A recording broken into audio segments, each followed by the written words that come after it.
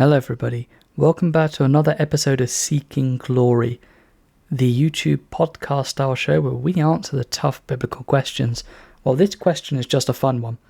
Something I always teach people whenever I do my Bible studies is take note of names. They actually mean something in the Bible.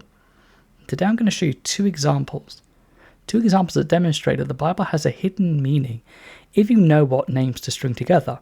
So first up, we need to turn our attention to Genesis chapter 5. Looks ordinary. It's simply just a genealogy. But what if I told you that genealogy all the way from Adam to Noah actually means something? So take a look at this on screen. Each name here shows that there's a meaning. For example, Adam means man, Noah means rest and comfort. Well, what if we literally took these name meanings and put them together? Well, we get something like this. Man appointed mortal sorrow. The blessed God shall come down teaching. His death shall bring the despairing rest. Coincidence? Well, okay. Does it not make sense from the curse that was inflicted through Adam and Eve onto us that we do have an appointed mortal sorrow?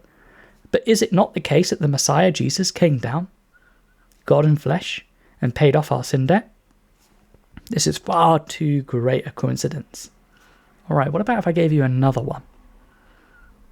What about we take the genealogy from Matthew chapter 1?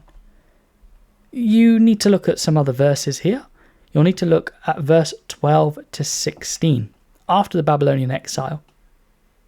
Though that symbolically represents God's saving grace, what if I told you that the names give you a message? For example, Jeconiah would mean Yahweh will establish. Jesus, well, his name means Yahweh is salvation. What happens when we string that together? Well, it reads Yahweh will establish, or appoints, I have asked for God, or asked of God, born in Babylon. My Father is majesty, or praise. God raises up a helper who is righteous. Yahweh raises up a God of majesty. God has helped, or is our helper, the supplanter. He will add Yahweh saves. Well, alright, that might read a little bit weird, but if we do a little bit of editing with this message, you actually get a message that looks a little bit more like this. Yahweh will establish what I've asked of him. Though born in exile, a father of praise will arise.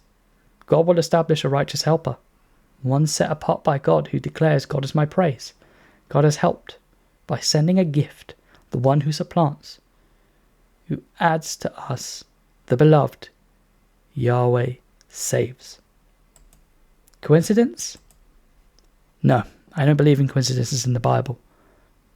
It'd be interesting if you let me know what other things you discover through reading of the Bible. In fact, if you actually check out my Mark Bible series, I have actually covered what the 12 apostles' names mean. Well, take care, and God bless.